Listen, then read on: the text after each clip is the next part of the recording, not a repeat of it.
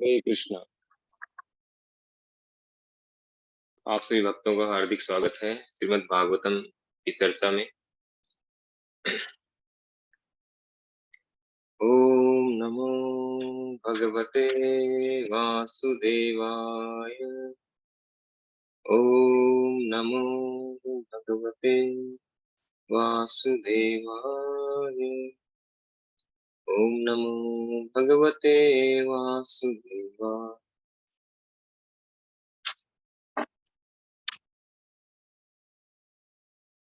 कृष्णाय वासुदेवाय देवकी नंदनाय च नंद गोप कुमाराय गोविंदाय नमो। नारायणं नमस्कृत्य नरं चैव नरोत्तमं देवीं सरस्वतीं व्यासं ततो जयन्तीर्हे। नष्टप्रायेषु भद्रेषु नित्यं भागवतसेवया भगवती उत्तमश्लोके भक्तिर्भवति नैष्ठिकी। ॐ अज्ञानतिमिरान्धस्य ज्ञानाञ्जनशलाकया चक्षुरुन्मिलितं येन तस्मै श्रीगुरुवे श्रीचैतन्यमनोभीष्टं स्थापितं येन भूतले स्वयं रूप कदा मह्यं ददाति सर्वपदान्तिकम्। वन्देऽहं श्रीगुरो श्रीयुतपदकमलं श्रीगुरुन् वैष्णवांश्च श्रीरूपं साग्रजातं सहगण रघुनाथान्वितं तं साद्वैतं सावधूतं परिजनसहितं कृष्णचैतन्यदेव श्रीराधा कृष्णपादा सहगण ललिता श्री विशाखान्विता। नमः विष्णुपादाय कृष्णपृष्ठाय भूतले श्रीमते भक्ति वेदांत स्वामी नाम। नमस्ते सारस्वती देवे गौरवाणी प्रचारिणे निर्विशेष शून्यवादी पाश्चात्य देशता। हे कृष्ण करुणा सिंह दीनबंधु जगतपते गोपेश गोपिका कांत राधा कांत नमस्ते। तप्त कांचन गौरांगी राधे वृंदावनेश्वरी वृषभानुसुते देवी प्रणमामि। वंशाकल्पतरुभ्यश्च कृपा सिन्धुभ्येव च पतितानां पावनेभ्यो वैष्णवेभ्यो। जय श्री कृष्ण चैतन्य प्रभु नित्यानंद श्री अद्वैत गदाधर श्रीवासादि। हरे कृष्ण कृष्ण कृष्ण हरे हरे हरे राम राम राम हरे कृष्ण। श्री प्रभुपाद की जय।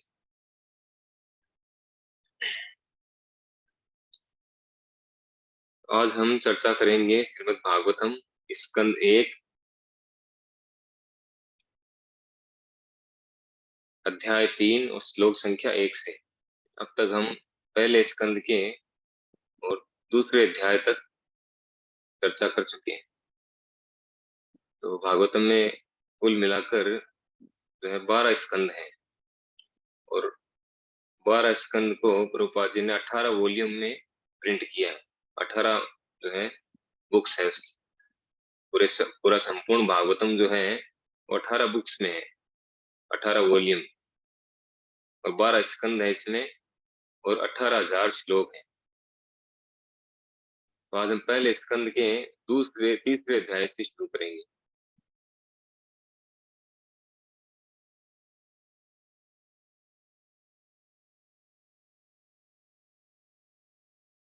तो तीसरे अध्याय का नाम है समस्त अवतारों के स्रोत कृष्ण। आपको याद होगा कि नैमिषारण्य में 88,000 ऋषि मिलकर के और क्या कर रहे हैं, कथा सुन रहे थे। तो उनके जो अग्रणी थे, उनमें जो हेड थे वो थे शौनक ऋषि। तो शौनक ऋषि ने सूत गोस्वामी जी से 88,000 ऋषि जो हैं उनकी तरफ से शौनक ऋषि प्रश्न पूछ रहे थे। तो शौनक ऋषि ने सूत गोस्वामी से 6 प्रश्न पूछे थे, शुरुआत में बताया था। तो उसमें से जो एक क्वेश्चन था, एक प्रश्न था, वो था भगवान के अवतारों के विषय, भगवान की लीलाओं के विषय। तो यहाँ से इस अध्याय से भगवान के अवतारों के विषय में जानेंगे। सूत उवाच जगृहे पौरुषं रूपं भगवान् भगवान् महत् आदिभिः सम्भूतं षोडशकल्मादो षोड षोडकलं सम्भूतं षोडकल्मादो लोकशिष्टया।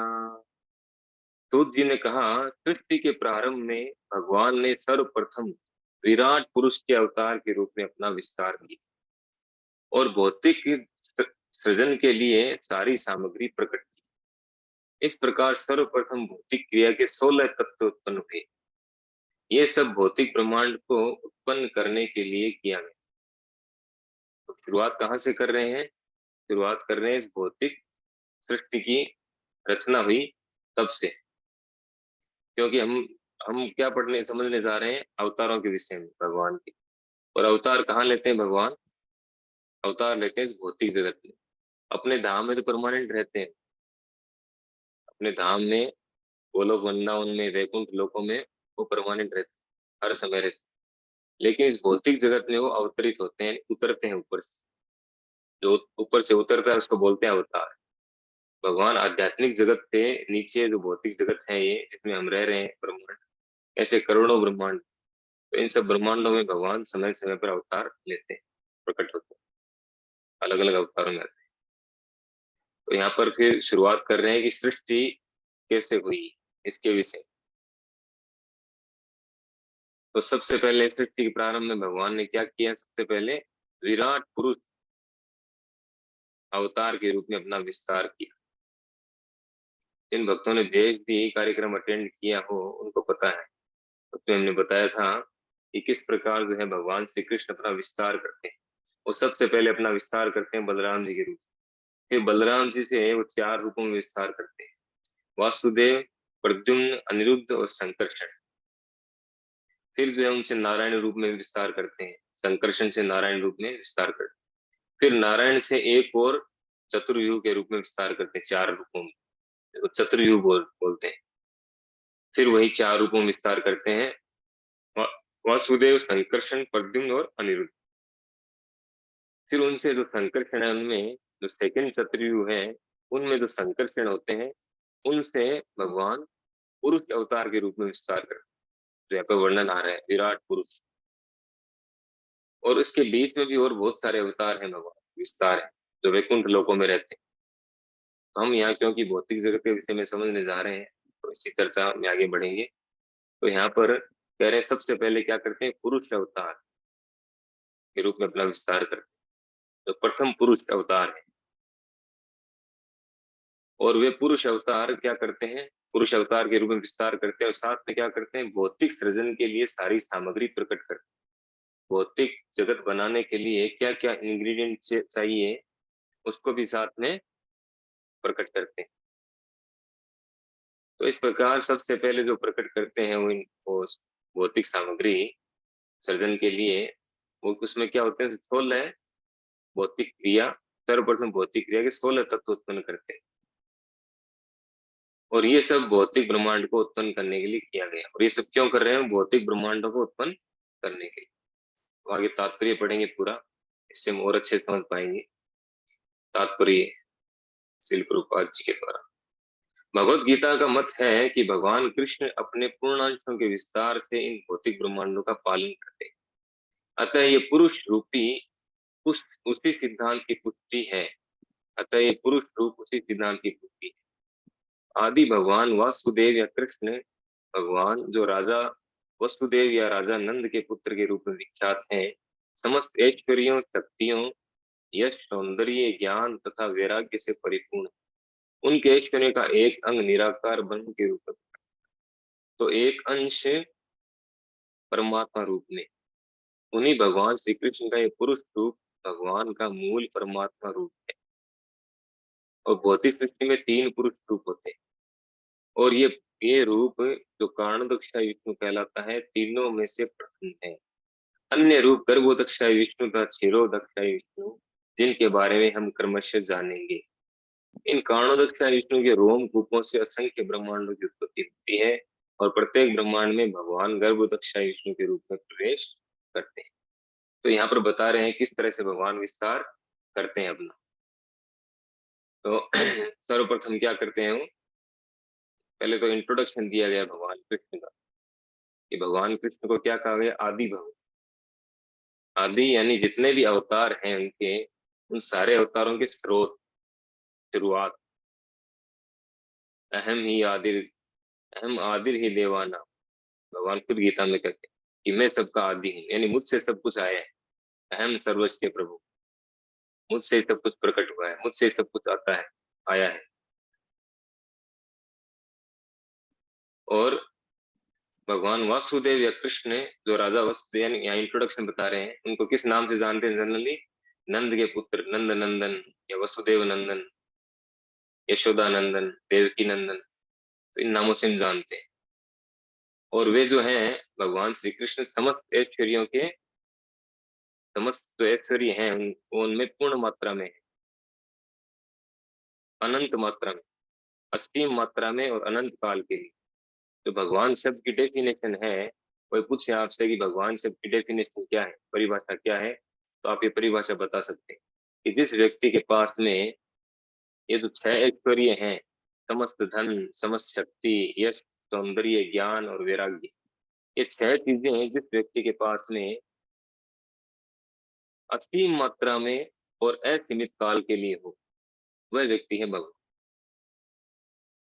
असीम मात्रा में यानी कोई अकाउंटेबल नहीं है, अनकाउंटेबल, और असीमित काल के लिए, कोई सीमा नहीं है, असीमित काल के समय के लिए, उनको बोलते हैं भगवान। तो बता रहे हैं कि उनके इतने ऐश्वर्य हैं, उनके जो छह ऐश्वर्य हैं, जो षड ऐश्वर्य बोलते हैं, उनमें से यानी उन भगवान का केवल एक अंश जो है वो है निराकार ब्रह्म।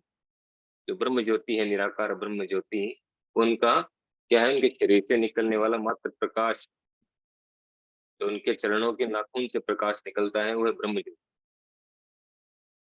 जिसमें बड़े बड़े ज्ञानी लोग लीन होना चाहते हैं, मोक्ष मोक्ष प्राप्त करना चाहते हैं, इस ब्रह्म ज्योति में लीन होना चाहते हैं। और उनका एक अंश है परमात्मा,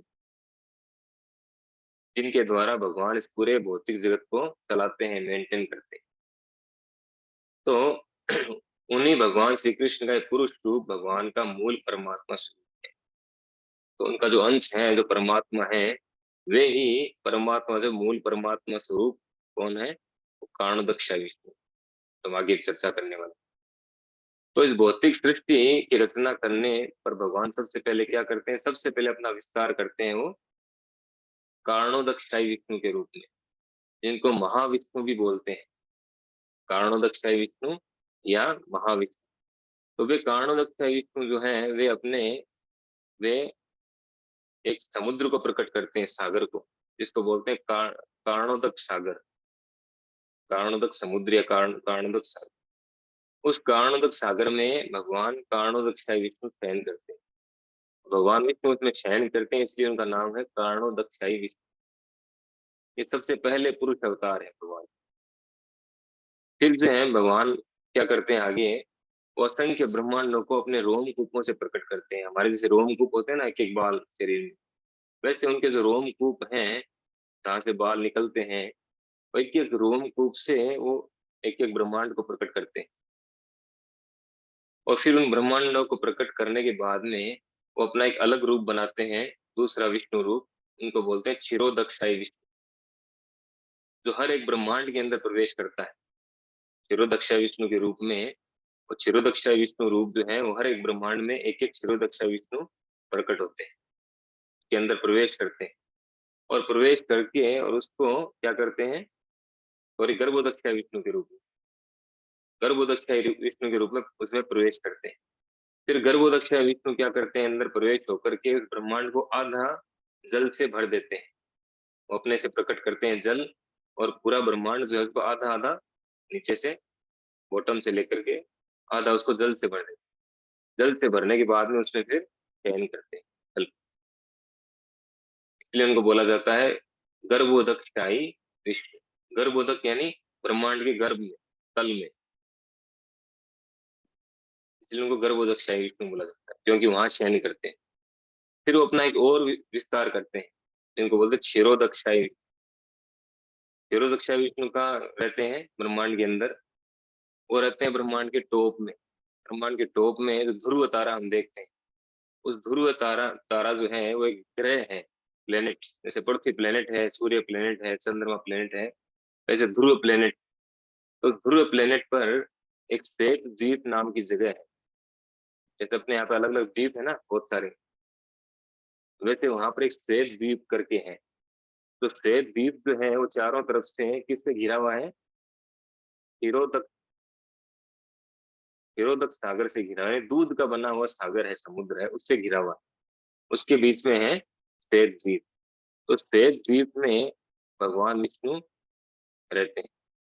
उनका वहां पर क्या है? महल है, वहां रहते हैं वो। और क्षीरोदक शाही बोलते हैं क्योंकि क्षीरोदक सागर में ही लेटते हैं वो, वहां शेष नाग पर वहां लेटते हैं, इसलिए उनको बोलते हैं क्षीरोदक शाही। तो इस तरह से भगवान विष्णु बाहर तो रहते हैं कारणोदक विष्णु के रूप में, और अंदर जो है बॉटम में रहते हैं गर्भोदक विष्णु के रूप में, और टॉप में रहते हैं क्षीरोदक विष्णु के रूप में ब्रह्मांड के अंदर। ऐसे प्रत्येक ब्रह्मांड में भगवान विराजमान रहते हैं।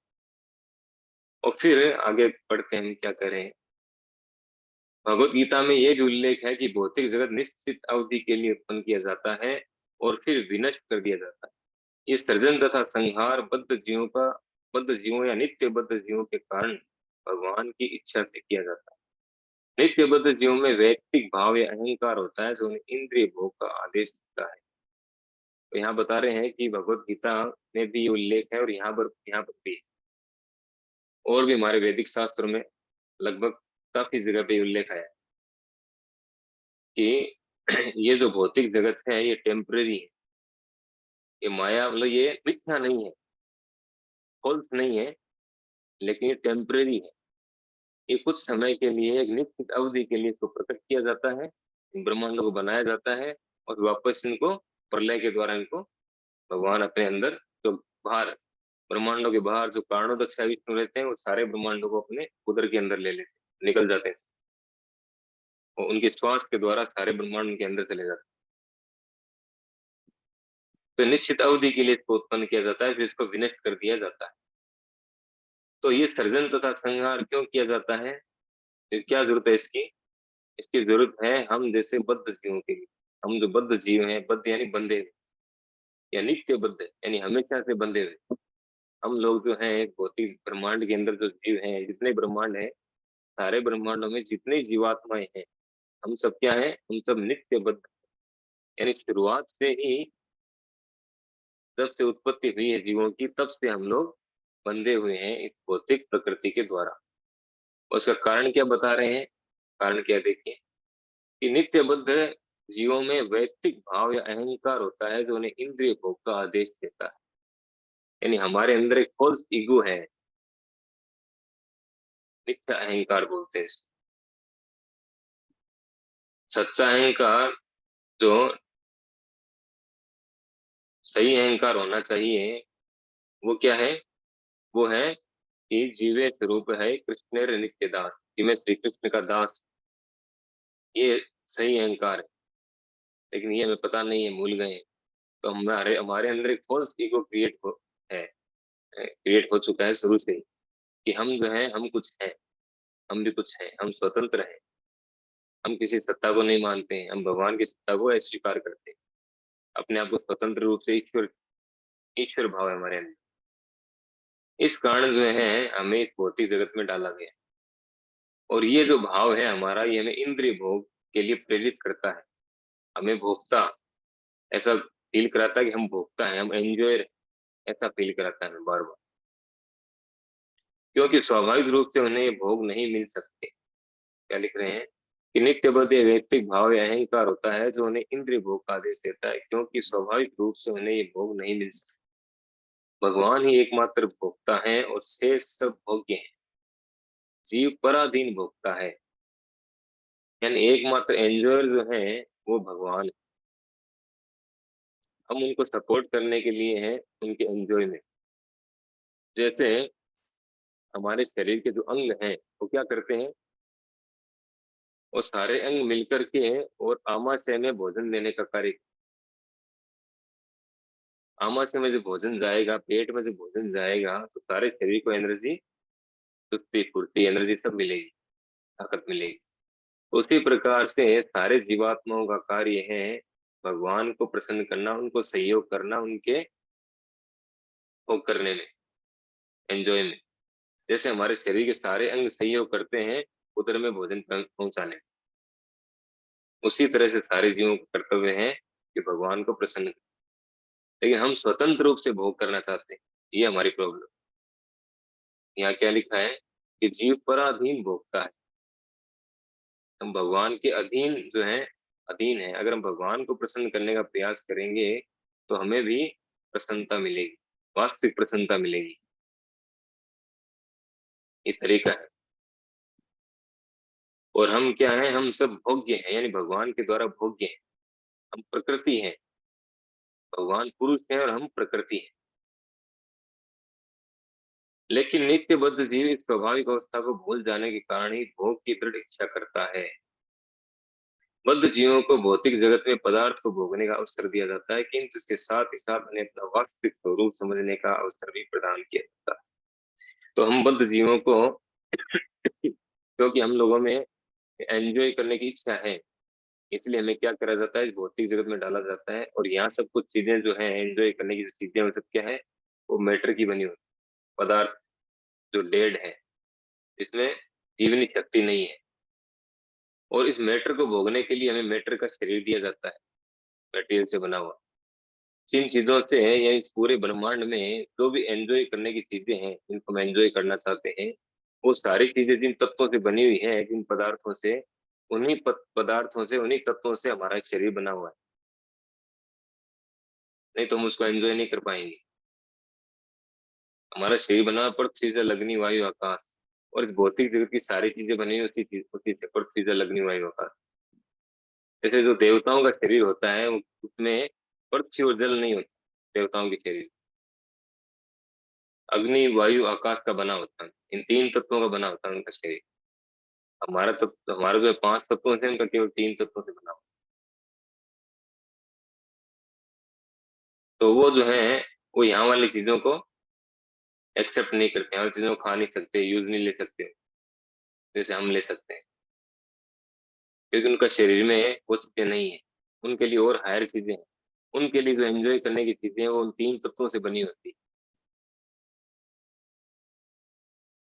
तो हमें ये मौका दिया जाता है यहाँ पदार्थ को भोगने का, इसलिए हमें एक विशेष प्रकार का शरीर दिया जाता है। जिस तरह से एग्जाम्पल से हम इसको समझे, यदि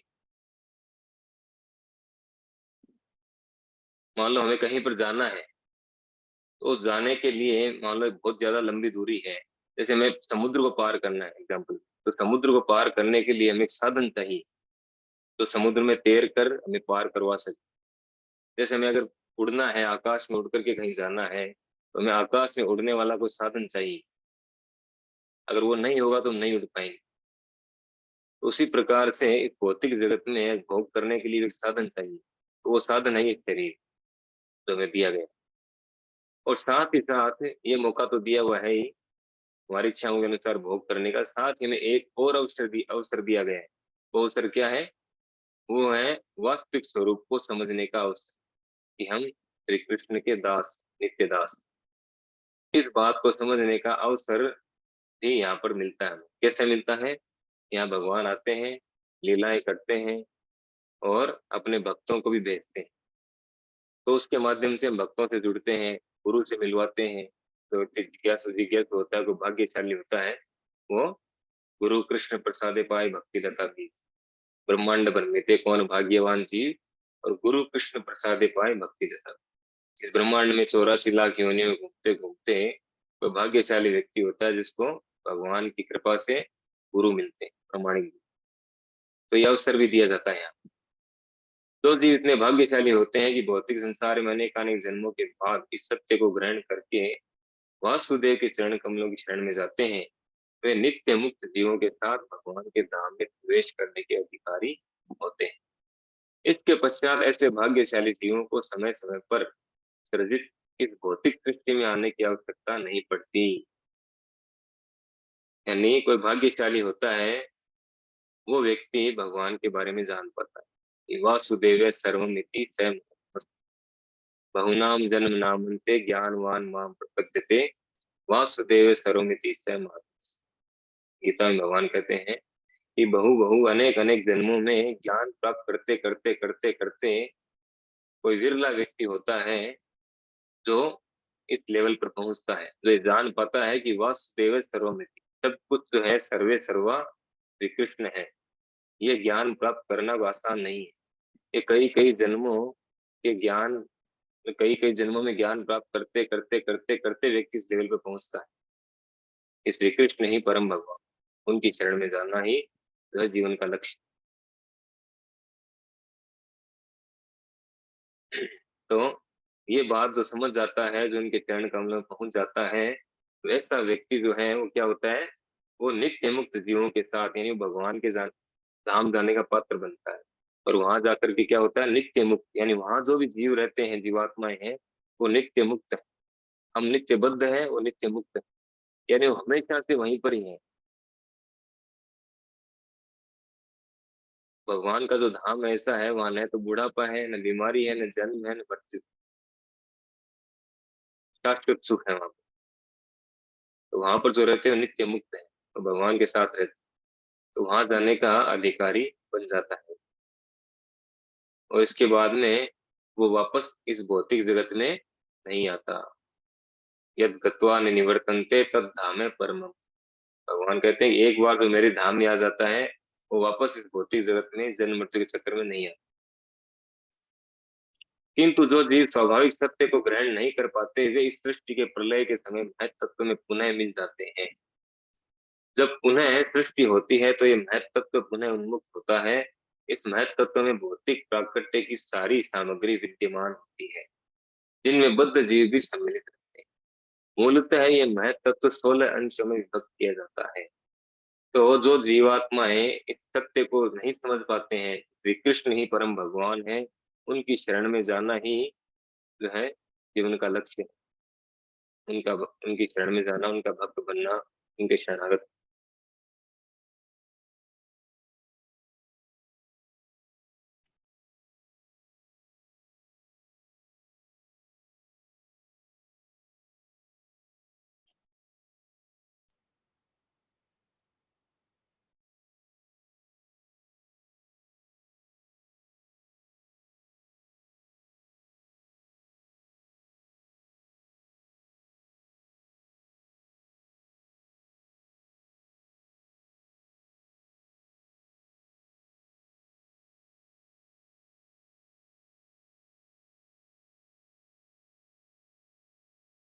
टेक्निकली मिस्टेक हुई।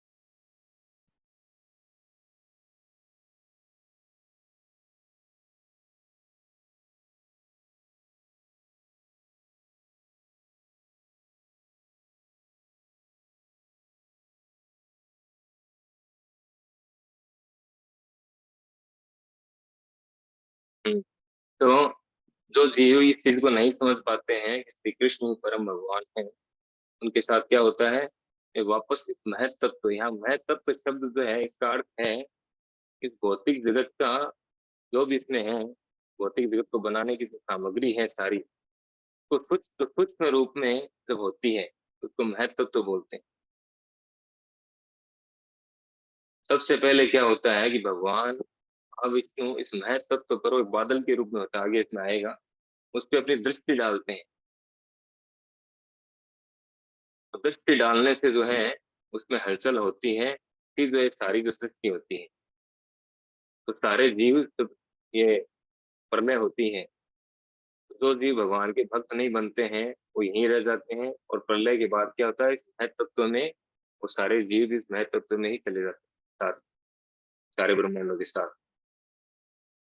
और पुनः जब सृष्टि होती है तो पुनः वापस उनका प्राकट्य होता है। मूलतः मह तत्व 16 अंशों में विभक्त किया जाता है। यह है 5 स्थूल भौतिक तत्व तथा 11 कर्मेंद्रियां। इस मह तत्व को 16 तत्वों में 16 अंशों में विभक्त किया जाता है। क्या क्या है? 5 स्थूल तत्व, पृथ्वी जल अग्नि वायु आकाश, ये 5 स्थूल तत्व ग्रोथ एलिमेंट्स। और 11 क्या है? 5 ज्ञानेन्द्रिय, 5 कर्मेंद्रियां और 1 मन, 11 ये, ऐसे करके टोटल 16 है। ये स्वच्छ आकाश में बादल के समान होता है। आध्यात्मिक आकाश में ब्रह्म का तेज चतुर्दिक फैला रहता है और समग्र मंडल दिव्य प्रकाश से जाज्वल्यमान रहता है। इस विस्तृत असीम आकाश, आध्यात्मिक आकाश के किसी कोने में महत्त्व एकत्र होता है और आकाश का जितना भाग महत्त्व से ढका होता है वह भौतिक आकाश कहलाता है। महत्त्व का इस भाग संपूर्ण आध्यात्मिक आकाश का नगण्य अंश होता है। इस महत्त्व के भीतर असंख्य ब्रह्मांड रहते हैं। ये सारे ब्रह्मांड कारणोदक्ष विष्णु या महाविष्णु के द्वारा भौतिक आकाश पर केवल दृष्टिपात करने से उत्पन्न होते हैं। तो ये महत्व यहाँ बताया जा रहा है कि भगवान के शरीर से निकलने वाला जो प्रकाश है, यानी जो वैकुंठ लोक हैं, वैकुंठ लोकों से बाहर चारों तरफ ये जो प्रकाश फैला रहता है पूरे सारे एरिया में, चतुर्दिक यानी चारों दिशाओं में, सब जगह पूरे समग्र मंडल में फैला रहता है। और इसी प्रकाश में किसी कोने में, इस पूरे प्रकाश जहाँ फैला हुआ है, इस पूरे को आध्यात्मिक आकाश बोलते हैं। और वहीं पे कोने में जो है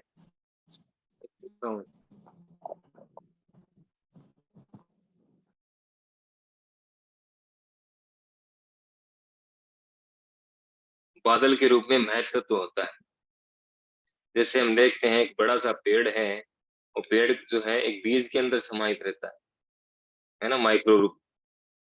एक बीज जो है उसमें पूरा पेड़ है, तो उसको बोया जाता है, उसका पूरा प्रोसेस किया जाता है तो पेड़ के रूप में प्रकट होता है।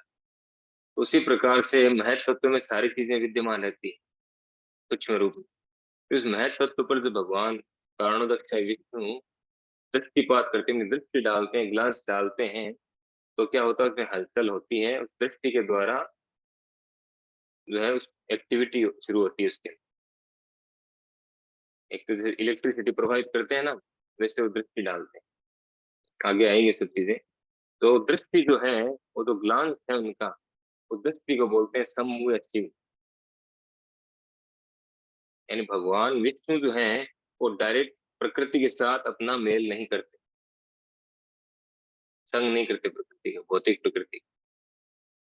वो जो दृष्टि है उनकी, वो उसका संग करती है। वो दृष्टि से वही शिव या शंभु, जिनका जो स्वरूप है वो लिंग रूप में, ज्योतिर्लिंग बोलते हैं, लिंग बोलते हैं। लिंग यानी चिन्ह। तो इस महत्व के भीतर असंख्य ब्रह्मांड रहते हैं। ये सारे ब्रह्मांड कारणोदक्ष विष्णु महाविष्णु के द्वारा भौतिक आकाश पर केवल दृष्टिपात करने से उत्पन्न होते हैं। तो इस श्लोक में हमने क्या जाना कि भगवान 3 रूपों में अपना विस्तार करते हैं। कारणोदक्ष विष्णु, गर्भोदक्ष विष्णु और क्षीरोदक्ष विष्णु। अपने रोम कूपों से वो असंख्य ब्रह्मांडों को प्रकट करते हैं, फिर उन ब्रह्मांडों में गर्भोदक्ष विष्णु के रूप में प्रवेश करते हैं। यस्यामसि शयनाश्च यो निद्रां वितन्वते नाभिहृदम्बुजात् आसीत् ब्रह्मा विश्वसृजाम्पति। पुरुष के एक अंश ब्रह्मांड के जल के भीतर लेटते हैं।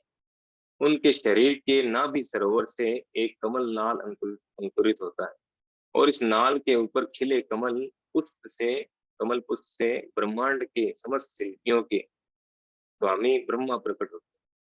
तो भगवान कारण जो गर्भोदक्ष विष्णु हैं, जो ब्रह्मांड में प्रवेश करते हैं, वो गर्भोदक सागर में लेटते हैं और उनकी नाभि से एक कमल पुष्प निकलता है।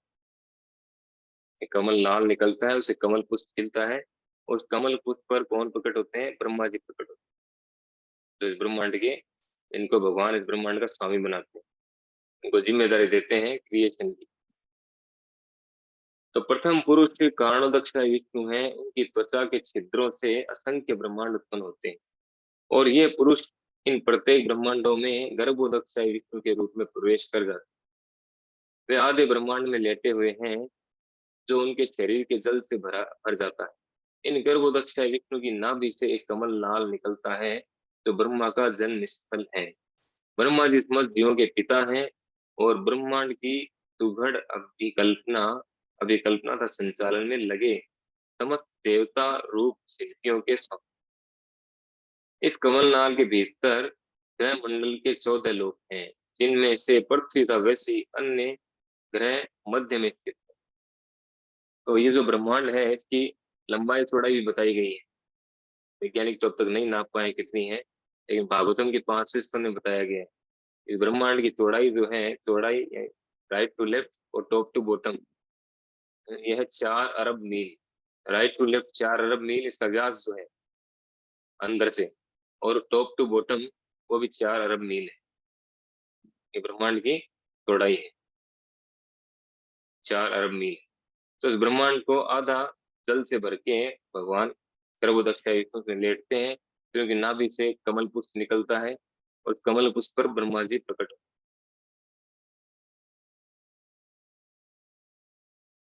ब्रह्मा जी क्या है? ब्रह्मा जी सभी देवताओं के हेड है। तो इसमें 14 प्लेनेटरी सिस्टम है इस ब्रह्मांड के, 14 प्लेनेटरी सिस्टम। यानी एक तो है जो बीच में है, बीच का जो है पार्ट उसको बोलते हैं भूलोक। भूलोक बोलते हैं और हम रह रहे हैं। यानी भूलोक है, बहुत बड़ा भूलोक है, उसमें एक छोटा सा पार्ट है पृथ्वी। ये पृथ्वी लोक जो है इस भूलोक का एक पार्ट है।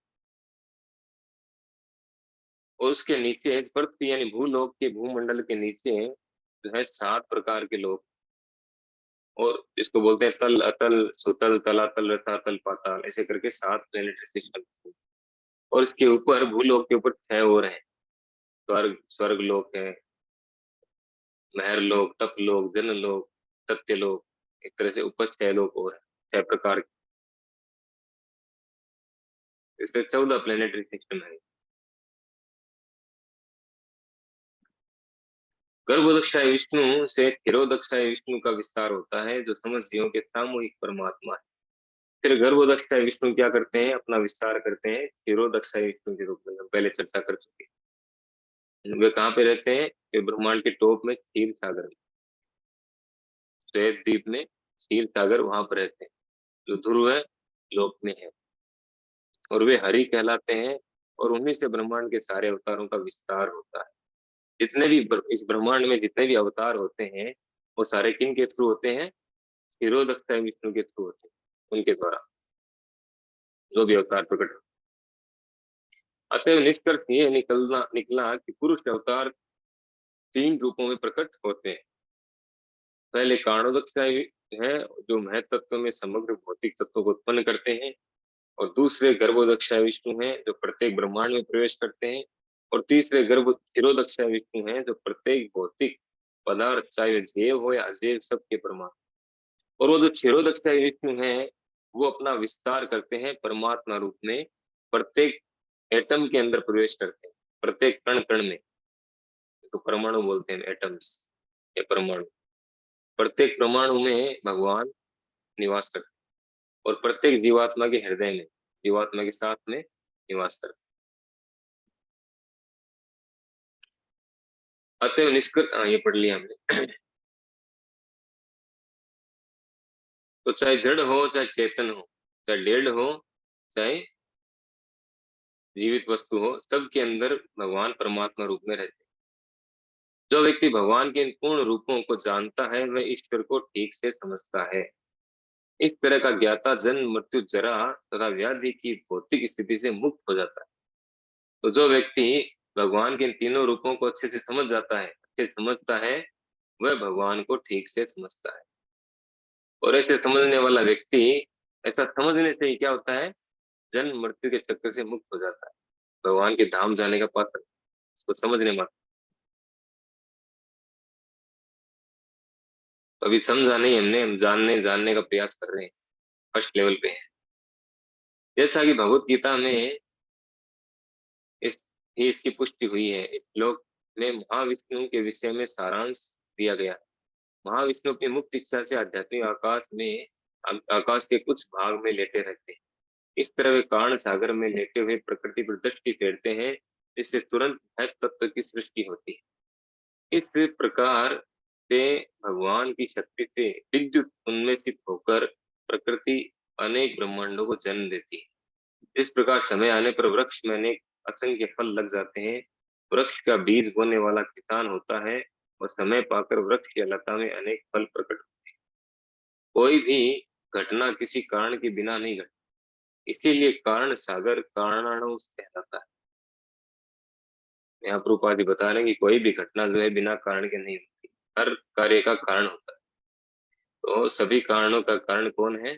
सर्व कारण कारण ईश्वर परम कृष्ण सच्चिदानंद विग्रह अनादिरादिर गोविंद सर्व कारण कारण। सभी कारणों के कारण भगवान श्री कृष्ण। तो ये जो महाविष्णु है, जो भगवान श्री कृष्ण के विस्तार हैं, उनके अंश हैं, वो क्या करते हैं? जो कारणोदक विष्णु है, महाविष्णु, वो इस सारे ब्रह्मांडों को प्रकट करते हैं, भौतिक तत्वों को प्रकट करते हैं, महत तत्वों को प्रकट करते हैं, और वो इन सभी के कारण है। इसीलिए वो जिस सागर में लेटे हैं, उस सागर को बोला जाता है कारण सागर, उनको बोलते हैं कारणोदकशाही विष्णु।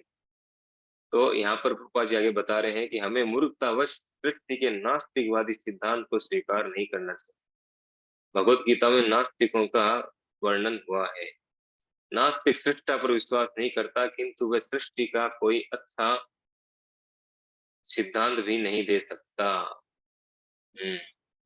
तो यहाँ पर कह रहे हैं कि जो हमें मूर्खतावश क्या नहीं करना चाहिए, जो सृष्टि के नास्तिकवादी सिद्धांत को स्वीकार नहीं करना चाहिए। आपको पता होगा कि वैज्ञानिकों ने 250 से ज्यादा, शायद और ज्यादा बढ़ गई होगी अब तो, ये 5-7 साल पहले की रिपोर्ट, तो 250 से ज्यादा, 250 से ज्यादा टाइप्स की अलग अलग थ्योरी दी है सृष्टि को लेकर के, कि भौतिक जगत की सृष्टि कैसे हुई, इसको लेकर के 250 से ज्यादा थ्योरी दी उन्होंने, अलग अलग थ्योरी। तो उन वैज्ञानिकों का मत एक नहीं है। वो भी अगर एक मत होता उनका, अगर सही नॉलेज होता, तो 250 थ्योरी की क्या जरूरत थी? एक ही थ्योरी आनी चाहिए थी कि सृष्टि की शुरुआत इस तरह से हुई। सबका एक मत होना चाहिए था। इतने इतने सारे मत क्यों? इसका मतलब उनको कुछ पता नहीं है, वो तुक्के मार रहे हैं, अंधेरे में तीर मार रहे हैं। उनका नॉलेज जो है अधूरा ज्ञान है। और उन्होंने जो थ्योरियां दी है, उसमें सबसे जो प्रचलित, सबसे जो फेमस थ्योरी है, सबसे जिसको एक्सेप्ट किया गया, सबसे ज्यादा एक्सेप्टेबल है, हमारे लिए नहीं है और लोगों के लिए जिन्होंने एक्सेप्ट किया उसको, वो क्या है? Big bang theory. वो बिग बैंग थ्योरी है जो सबसे थर्ड क्लास की थ्योरी है। तो जो भी हो, हमें इस तरह की सिद्धांत है, उनके थ्योरीज हैं, उनको स्वीकार नहीं करना चाहिए। हमें शास्त्रों से ज्ञान प्राप्त करना चाहिए। तो क्या बता रहे हैं कि भगवत गीता में नास्तिकों का वर्णन हुआ है। यानी जो नास्तिक लोग होते हैं वो कैसे होते हैं? वो सृष्टा पर विश्वास नहीं करते। सृष्टि को तो मानते हो कि प्रकृति है, कोई भी कार्य में कहेंगे कि प्रकृति ने ये काम कैसे हुआ है, प्रकृति के द्वारा हुआ, ये प्रकृति के द्वारा, प्रकृति कर रही है। लेकिन ये प्रकृति है, इसको कौन हैंडल कर रहा है, इसको कौन चला रहा है, कौन एक्टिवेट कर रहा है, इसका रिमोट किसके हाथ में है, ये उनको पता नहीं। इसके बारे में एकदम अज्ञानी है, इसलिए उनको नास्तिक कहा गया। गीता में एक श्लोक भी आता है,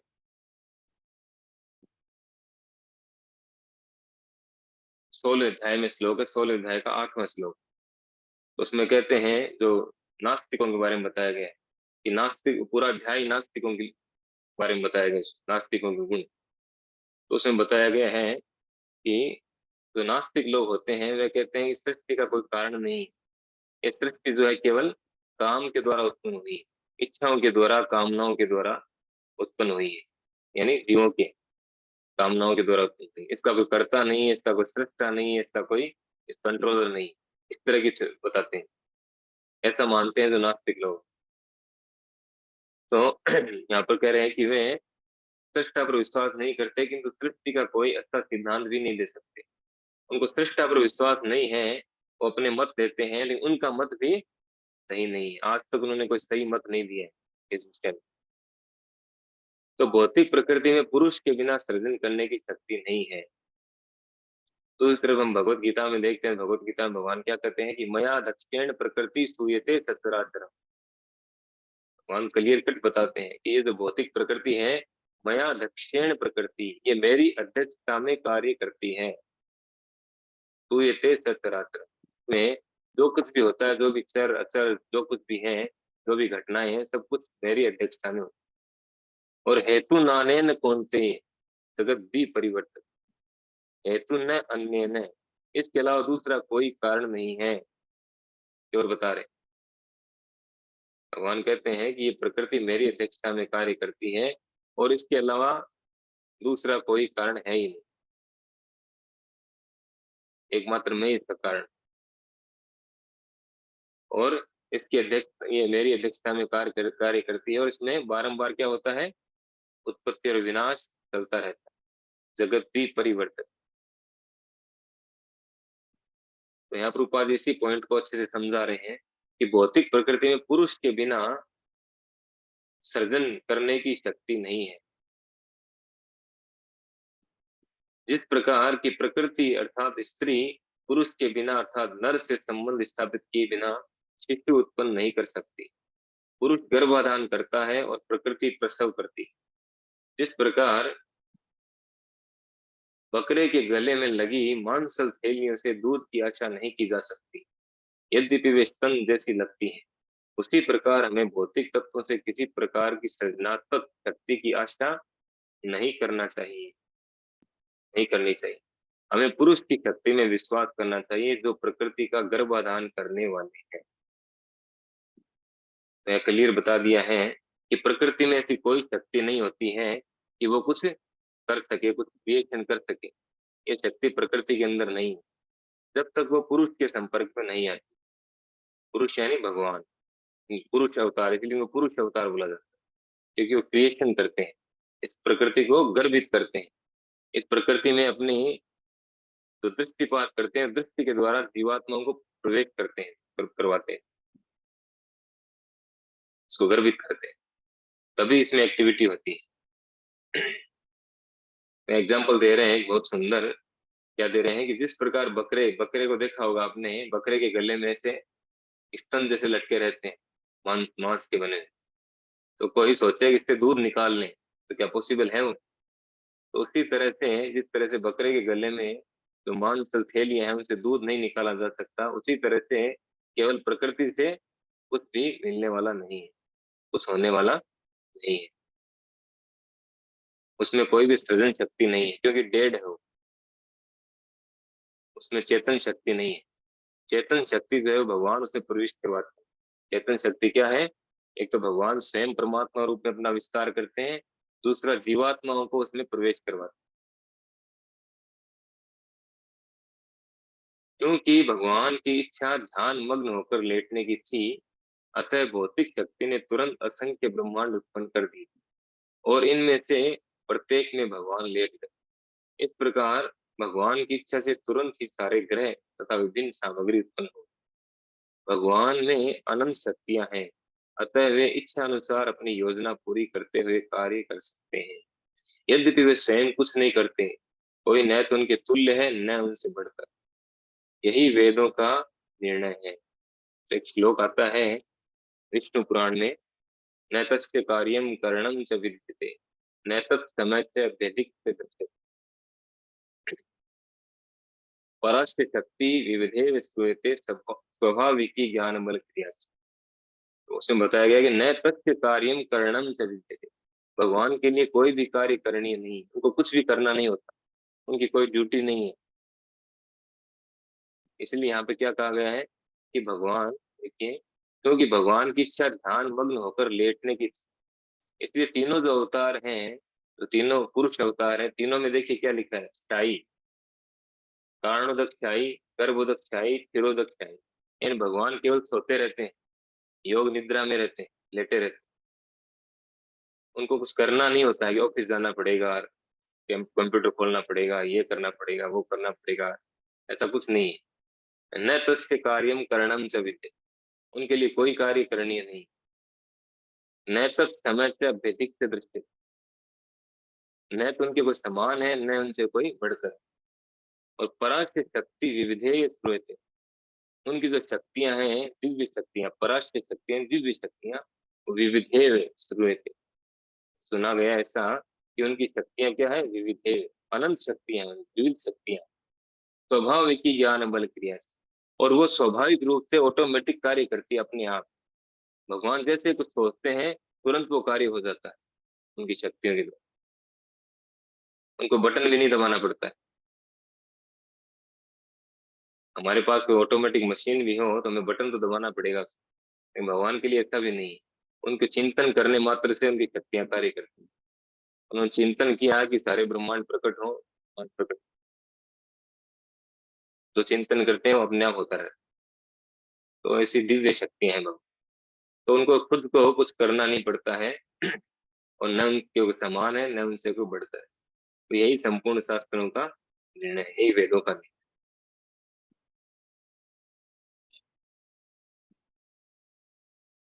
तो इस श्लोक में हमने क्या समझा कि भगवान के तीन अवतार हैं, तीन अवतारों में सबसे पहले पुरुष अवतारों में अपना विस्तार करते हैं, और जो, और इन अवतारों में विस्तार करके पहले गर्भोदक्षा विष्णु के रूप में, सॉरी कारणोदक्षा विष्णु के रूप में, फिर ब्रह्मांडों को प्रकट करके वो एक एक ब्रह्मांड में गर्भोदक्षा विष्णु के रूप में, फिर